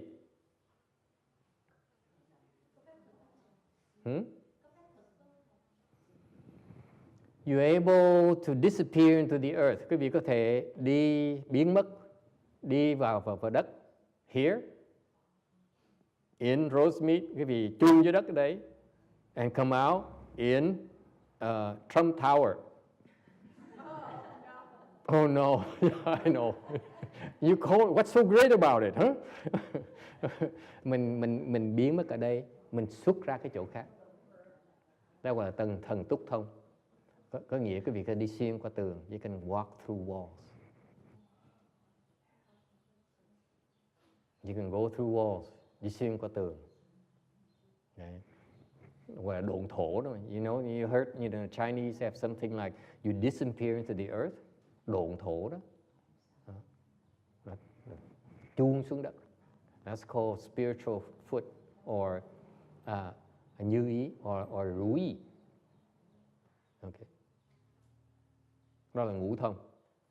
Okay. Now, if you practice, nếu quý vị tu, you can develop all these 5 penetration. Quý vị tu đó thì sẽ phát triển 5 cái thông này. Okay. And in the going back, because text always accuses me of not speaking Dharma. Rồi ông Text and Human mỗi lần tới cuối tuần là ông có nói thầy cứ nói cà kê dê ngỗng hoài, không nói pháp gì mà nói toàn chuyện kể chuyện tầm bậy không á. Later on, sir, in our lecture, okay, I will link it to this story. Don't say I'm not speaking Dharma. I'm preparing to tell you that story later on. Okay?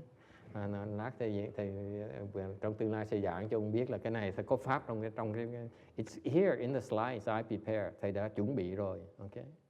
Proof. Okay, so these 5 spiritual penetration, ngũ thông này. Everyone who practices, tất cả mọi người tu. Ngay cô Quảng Ngân, ngay cái cô ngồi sau cô Quảng Ngân là gì? Cô nhỏ nhỏ đó cũng được. Even Anna, okay, even the, you know, all of you, tất cả mọi người, anyone who practices meditation, người nào thiền, người nào tụng chú, okay, if you practice meditation, you practice tantras, it's very easy to open the spiritual penetration. Mở thần thông rất là lạ. And there's a way to do it. Có một cái cách để mà mở nó ra. Đức Phật dạy. The Buddha taught his disciple a method to do it. Okay? But he didn't teach Devadatta, mà không dạy ngài Devadatta. Refused to teach him. Okay? And that's in the slides. Đó là trong một cái tấm thầy đã chuẩn bị rồi. Alright? So anyway, so there's a way, thành Đức Phật dạy có cái phương pháp để mà mở những cái thần thông này. You can open your spiritual penetration. Anyone can open. Ai cũng mở được hết.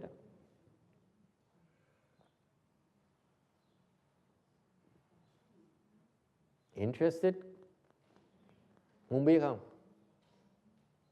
I'm not telling you. Muốn biết cái thầy không? Okay, you want to know? I refuse to tell you. Muốn biết thì nhất định không dạy. Okay, so these are 5 spiritual penetration anyone can have. Thành mọi người đều có thể mở cái này. But the 6th one, mà tại sao cái thứ 6 mà mở không được? But the 6th one you cannot open. Cái thứ 6 cái mở không được.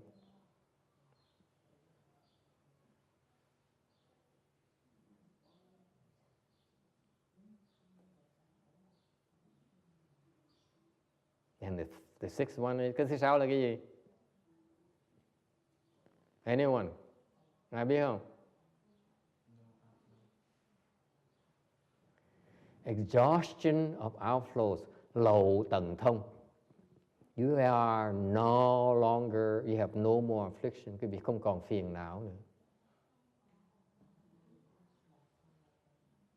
Không còn phiền não nghĩa là sao? What does it mean you have no more affliction? Bún riêu ngon quá thầy. Ngon. He says, for example, he says, Master, today's soup is so delicious. The master says, yeah. He's so excited. ông thầy, ông mừng dễ sợ. Yeah. Susan says, you know, the ginger bath is very hot. Cái sông chân mà bằng gừng đó nóng dễ sợ lắm. Yeah, it's hot. Nó nóng dễ sợ lắm. Okay? You no longer afflicted, không còn phiền não nữa.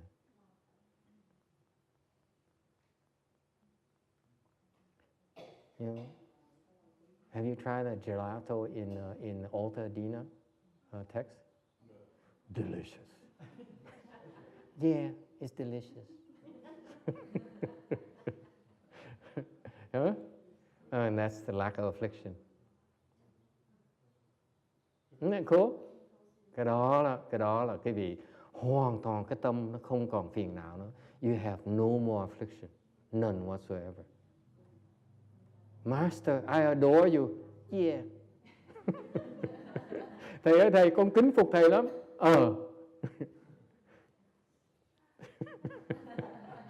Show me. Yes. It's called at ease, gọi là tự tại. No one can ruffle your feathers. Không ai làm phiền mình được hết đó. Honey, I love you. Me too.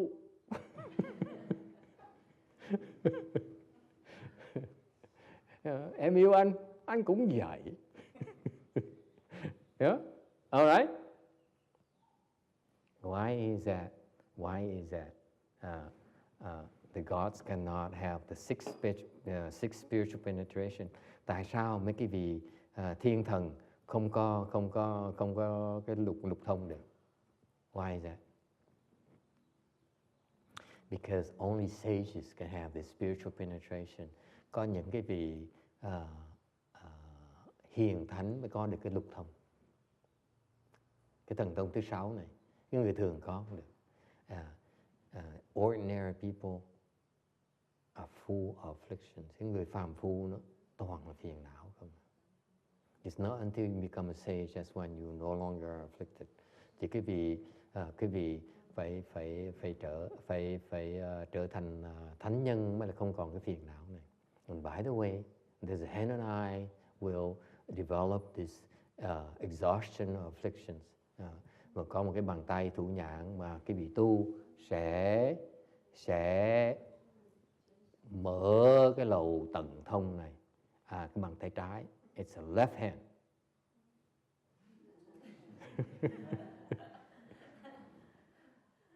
I will not tell you here. Thầy không dạy cái gì. Here. I don't know. Có 4 cái chỗ khác nhau, trên này, dưới này. Thầy không nói cái gì được. Isn't it cool? Huh? So all you have to do is practice all 42. Vì tu 42 bàn tay chắc chắn sẽ có. For sure you will have.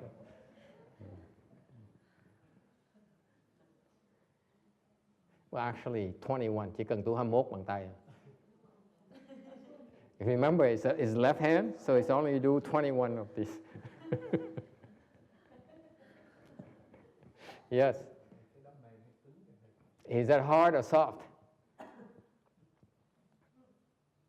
It's neither.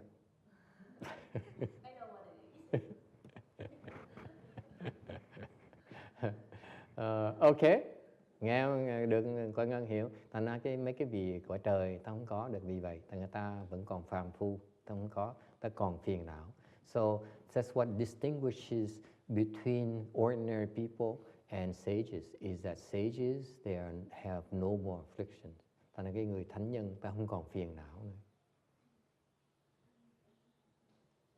Okay, so for example, ví dụ, Master Shen Hoa, he's known to cry. Ngài Tiến Hóa, Ngài khóc. You heard of that, right?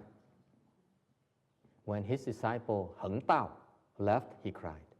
Khi mà sư cô Hằng Đạo mà bỏ sư phụ đi, because she went over to Sai Baba to learn about spiritual penetration. Tại sư cô Hằng Đạo nghe nói cái ông mà Sai Baba bên Ấn Độ đó thần thông dễ sợ lắm, rồi cô mới bỏ sư phụ qua kia để mà học thần thông.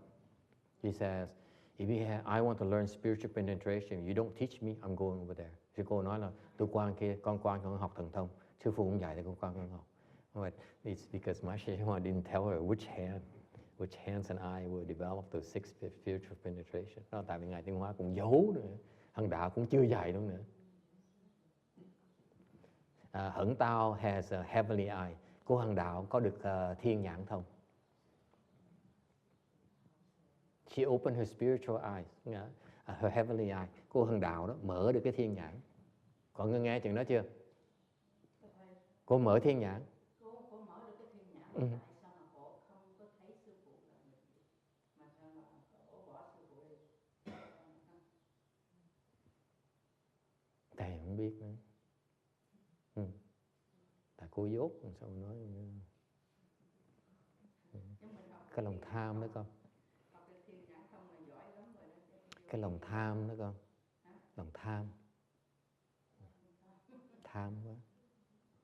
Tại vì con biết không, mình còn tham mà tại vì tại vì còn nghèo.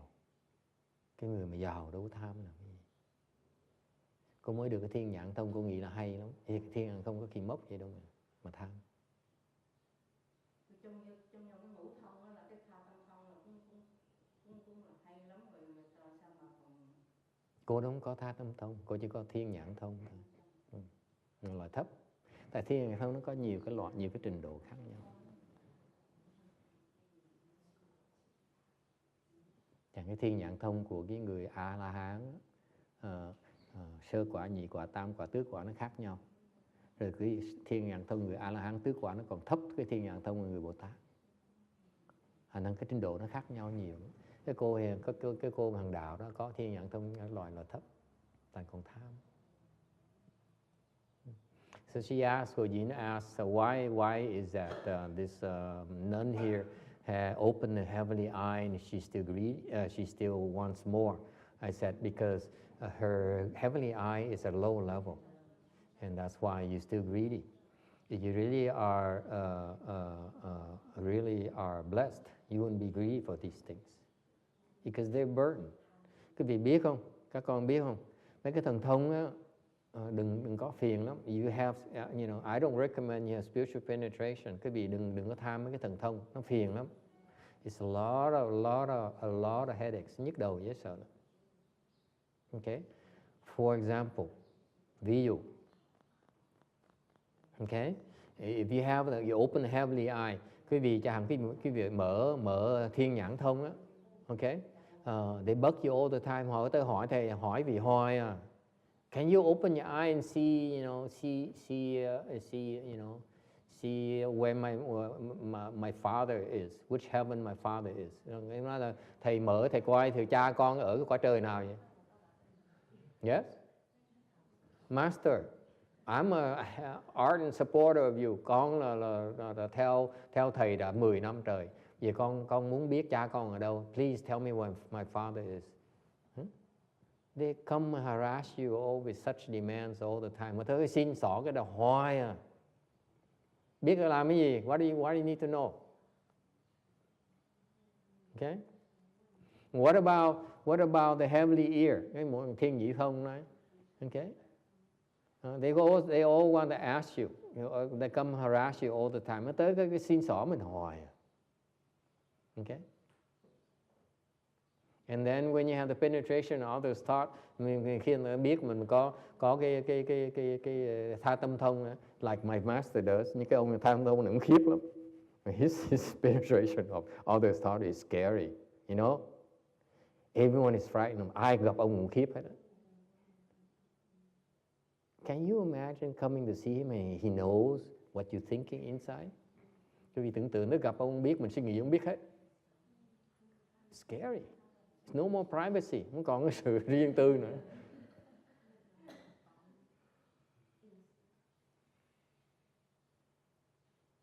Yeah. I find it horrible.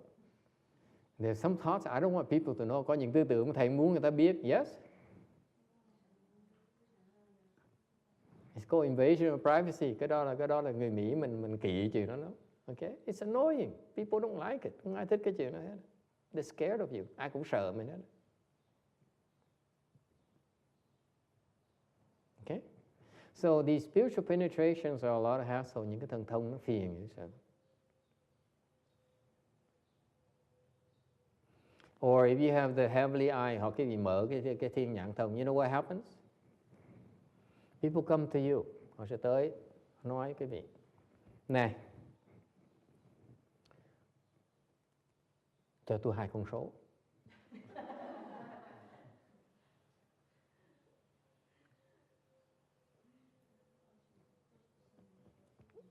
The super lotto.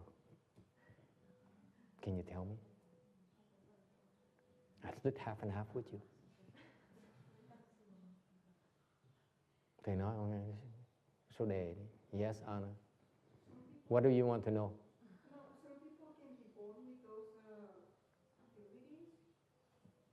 There's ways that they're naturally born with that. Their circumstances will open up those skills. Okay, There's a reason for the reason why they open up. Có những cái lý do tại sao cái vị mở những cái thần thông này. You don't need the hands and eyes. You đâu cần cái thủ nhãn đâu, vẫn mở được. You still open these spiritual penetrations. But the hands and eyes are quicker. Để cái thủ nhãn nó lẹ hơn, a lot faster. Okay, and you know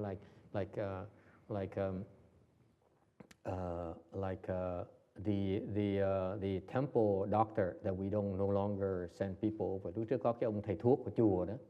Okay, he treats people because he has his heavenly eye. Cái ông thầy thuốc của chùa đó, ông mà thầy gửi từ tụi bay tới đó. Some of my students sent over there. He opened his spiritual eyes and he can see things. That's how he fixes, how he treats you. Thành cái ông đó, ông theo, he practices a Taoist Dharma. Họ theo cái pháp đạo giáo. So he has his heavenly eye. Họ mở được cái mắt. Enough. So there's a way where they manipulate the chi. Ông luyện cái khí để mà ông mở cái mắt đó. So he manipulates his chi so that it opens his spiritual eye. Okay. Now he can see things. He can see, you're sick because of so and so. Okay. And he would give you treatment accordingly. Rồi ông cho chữa bệnh quý vị nhờ thấy những cái đó. It's pretty good. Okay.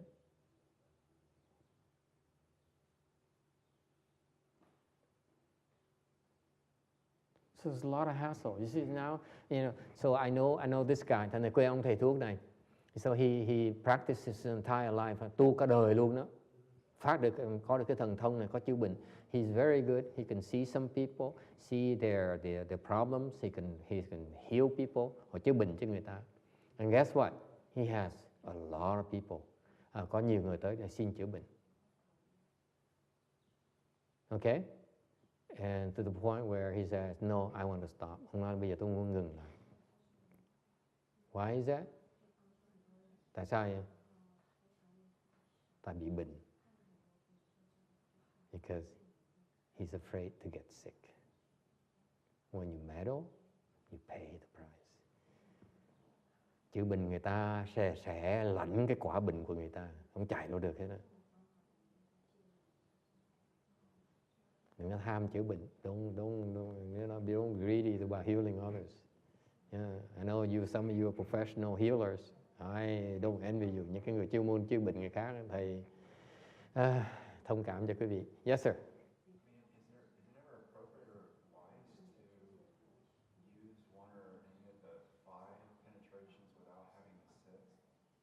Having what?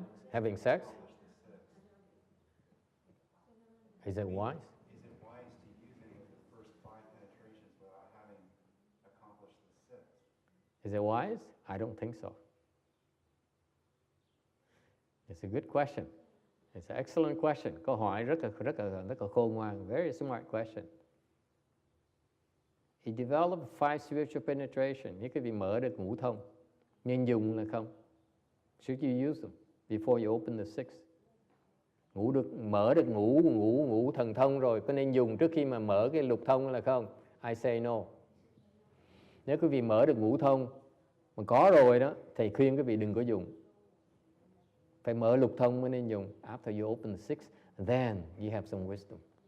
Then you will not abuse those 5 spiritual penetration.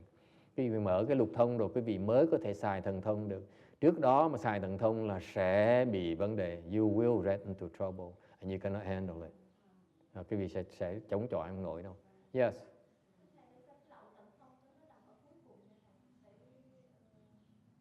Tại cái nó khó nhất.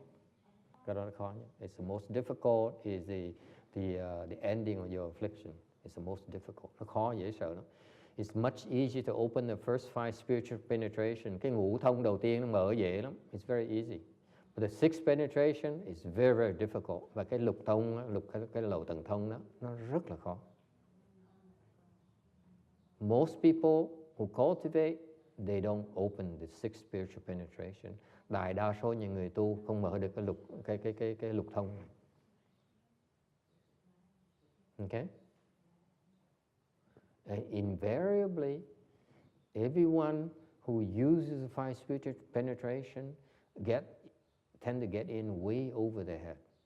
Và những cái người mà mở lục ngũ thông, mà dùng ngũ thông này đều gặp vấn đề hết.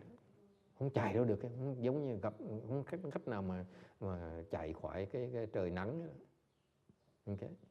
Không cách nào mà thoát được hết. Thành thầy khuyên đừng có xài. That's why my advice to you, you have these spiritual penetrations, don't use them. Đừng có xài, đừng có khoe. Don't brag. Don't use it. So if you don't use it, why would you want to have it? Mấy cái việc xài, không nên xài thì có làm cái gì? Why would you want it? Yes? Can you open the sixth penetration without open up the other five? Yes. Có thể mở được cái lục thông mà không cần mở mấy cái ngũ thông kia thì nó mở được. Just do the hand.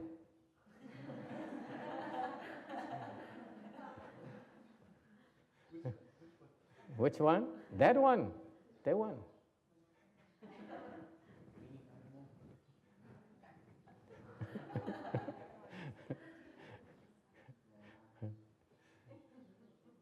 Okay? Yeah. All you have to do is practice that hand and eye and you open the sixth penetration. Cái vị chỉ tu cái thụ nhãn số đó là sẽ mở được cái lục thông. It's very easy. Okay? It turns out that the penetration is nothing to write home about. Thì đối với cái ngũ thông á, đối với cá nhân thầy nó không có gì ghê gớm đâu. Okay? Because it's much more important to do number 6. Quan trọng nhất là phải được cái lậu tầng thông á, cái đó mới quan trọng. Chứ còn mấy cái ngũ thông kia là đồ nhảm nhí. The first 5 are just nonsense. The first 5 are supposed to support number 6. Cái 5 cái ngũ thông đầu tiên á, để nó phục vụ cho cái lục thông. Okay? Đừng có khoe, don't be enamored with it, đừng nổi lòng tham. You get in trouble. Khi mà xài ngũ thông chắc chắn sẽ gặp vấn đề. It's for sure.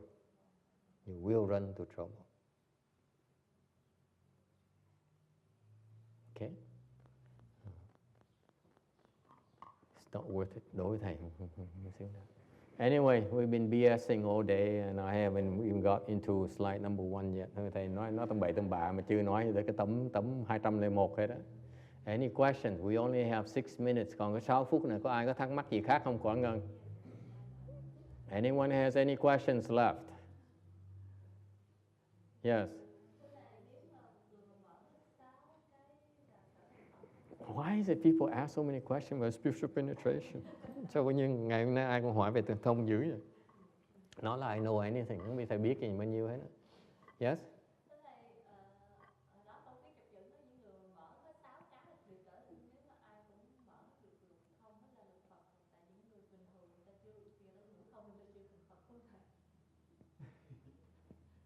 Thì hỏi ông cho rõ, thầy đâu có biết đâu. Okay.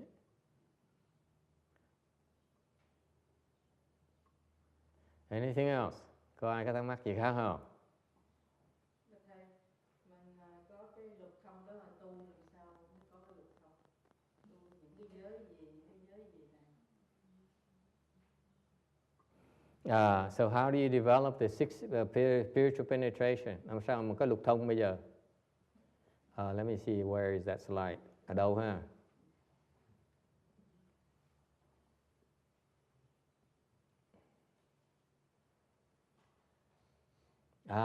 Tấm 211. Slide number 211. Sắp trong tương lai sẽ giảng về cái chuyện sơ sơ. We will explain that. Right now we 201. Hiện bây giờ mình ở tấm 201. 211 sẽ giảng sơ sơ về chuyện đó. Thành con đời khoảng chừng 4 tháng này mình sẽ tới đó. 4 months we get there.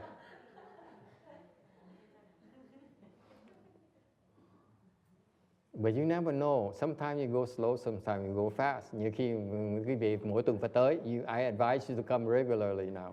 Thầy quý vị phải tới đều đều, tại muốn biết là phải tới đều đều, tại nhiều khi thầy đi chậm đi lẹ không biết được, because some people ask questions and I don't know, nhiều cái buổi nói chuyện tầm bậy tầm bạ không đi tới đâu hết.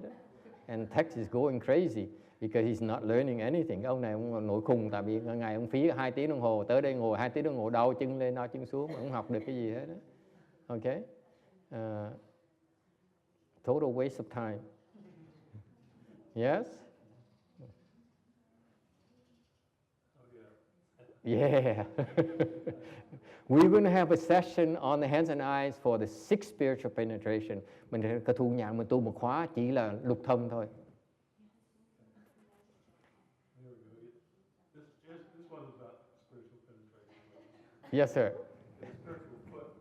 Spiritual foot, yes. Go places. Yes. Can you take anything with you? You what? Can you take things with you? Yes. Some people can. Some level can. So for example, cái câu hỏi là cái thần túc thông là cái gì có thể lấy đồ được không? Thì nói được, có nhiều trường hợp được. For example, let's say your girlfriend likes to go to Paris to buy some fragrance. Chẳng hạn như bồ cái vị đó muốn qua Ba Lê để mà mua nước hoa.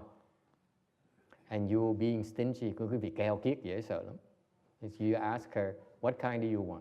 Rồi hỏi bà, em muốn cái loại gì? They said, Shalimar. Cô trả lời, cái Shalimar đó. Okay. So you get internet, say, it's in a shopping center in Paris. And you go there, you buy, you bring it back.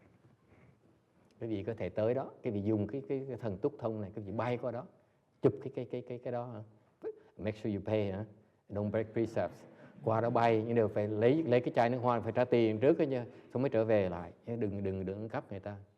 Okay, you bring it back, you save yourself a lot of time and money. Thành cái vị vừa tiết kiệm thì giờ, vừa tiết kiệm tiền. Mình hồi đó, for example, another example, ví dụ khác. Con mình nó gọi điện thoại, your son calls you from Philadelphia and says, Mom, I miss your, would you like, I like you to cook my favorite food, my favorite dish. Con thèm đồ ăn của mẹ nấu. No problem, không sao con, bay qua bên kia. Đi ra chợ Hawaii, you go to Hawaii supermarket, buy a lot of stuff, fly it over to Philadelphia, cook for him and come right back. And your husband doesn't even know you left him. Thì mình đi chợ tới Hawaii, chợ mua một số đời, mình bay qua bên kia, mình nấu ăn cho nó xong, mình rửa chén, dọn dẹp đàng hoàng, xong mình trở về lại. Ông chồng mình không biết, mình đi luôn nữa. Cool.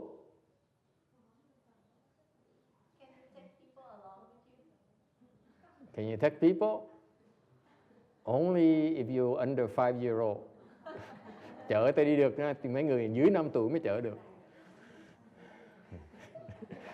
This is when you know that, why you're here. Bây giờ thầy có biết tại sao quý vị tới đây. You want to hear about spiritual penetration. Thầy biết lý do chính quý vị tới đây để muốn biết thần thông, nhưng muốn học về Phật Pháp. You don't care about the small ego. Thì cũng muốn giết cái bản ngã. Who cares about the ego, right?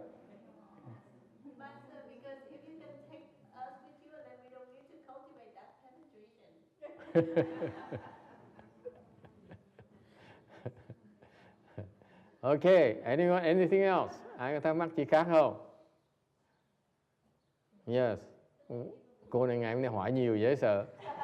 This lady here asked a lot of questions. Thần thông, muốn hỏi gì về thần thông đây?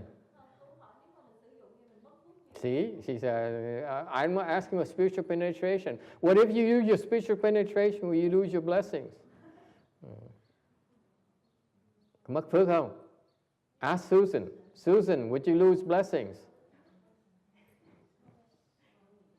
Of course. Listen, if you can fly from here to Paris to go shopping, cái gì từ đây mà bay qua bên Việt Nam để mà ăn một cái tô phở, aren't you using up your blessing? Phải mình đang tốn phước hay sao?